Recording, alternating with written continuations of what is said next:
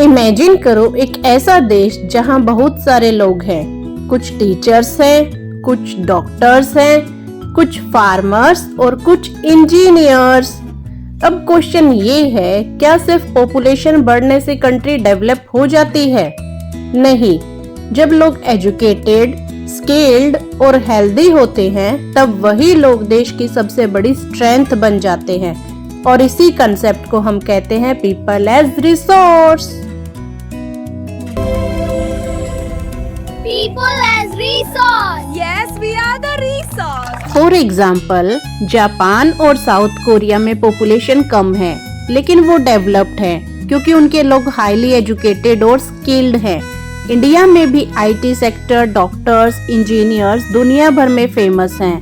यही लोग people as resource का लाइव एग्जाम्पल हैं। What is human resource? People can become a resource. आपने सुना होगा नेचुरल रिसोर्सेज जैसे वाटर, फॉरेस्ट, मिनरल्स, लेकिन क्या ह्यूमंस भी रिसोर्स हो सकते हैं?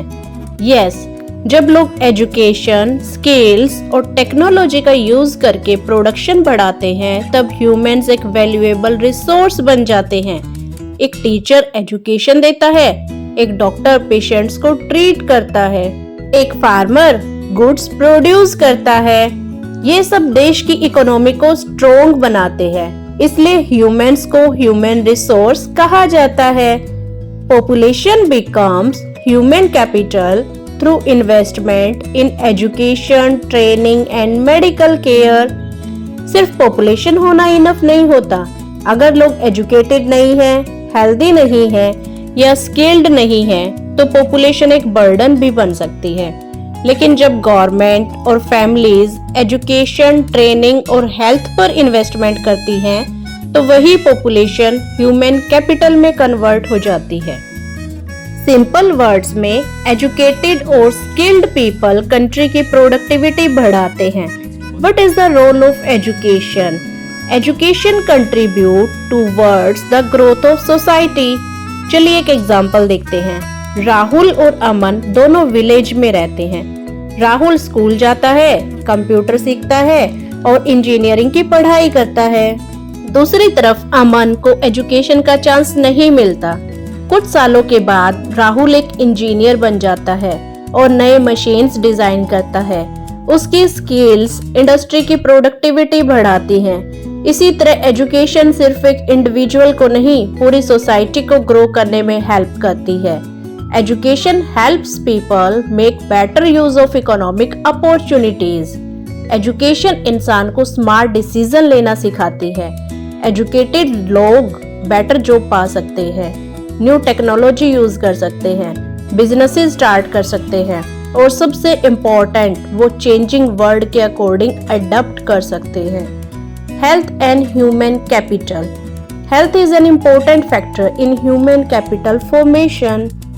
सिर्फ एजुकेशन ही इनफ नहीं होती।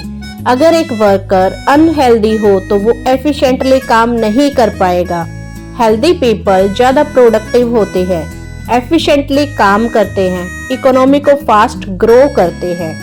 The health of a person helps him to realize his potential. Imagine करो कि एक स्टूडेंट जो टैलेंटेड है लेकिन बार बार बीमार पड़ता है, वो अपनी फुल पोटेंशियल यूज नहीं कर पाएगा।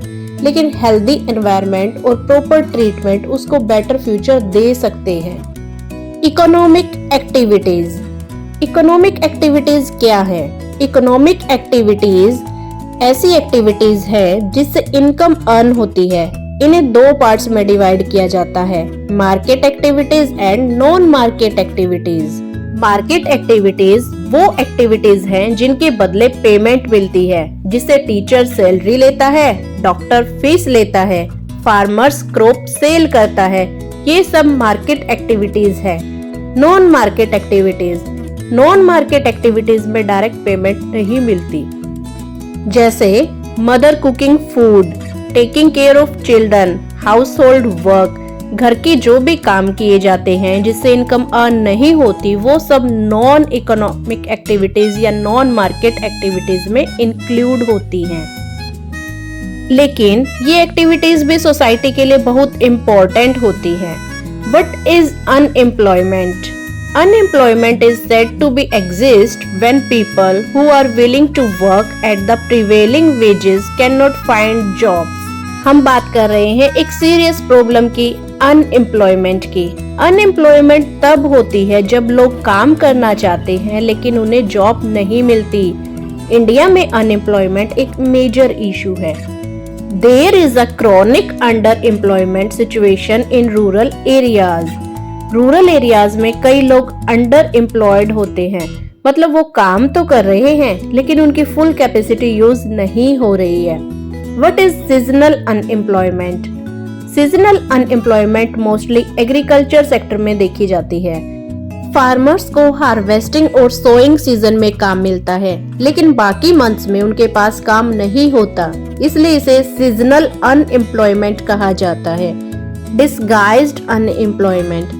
डिस्गाइज्ड अनएम्प्लॉयमेंट का मतलब है जरूरत से ज्यादा लोग एक ही काम में लगे हुए हैं। एग्जाम्पल, एक फार्म को सिर्फ 3 वर्कर्स की जरूरत है लेकिन वहाँ 6 लोग काम कर रहे हैं। अगर 3 लोग हटा भी दिए जाएं तो प्रोडक्शन पर कोई इफेक्ट नहीं पड़ेगा। Quality of population. क्या होता है quality of population? The quality of population depends upon literacy rate, health and skill formation. किसी कंट्री की रियल स्ट्रेंथ उसकी पॉपुलेशन की क्वालिटी होती है और क्वालिटी डिपेंड करती है लिटरेसी, हेल्थ और स्किल्स पर। जितनी एजुकेटेड और स्किल्ड पॉपुलेशन होगी उतनी फास्ट इकोनॉमिक ग्रोथ होगी।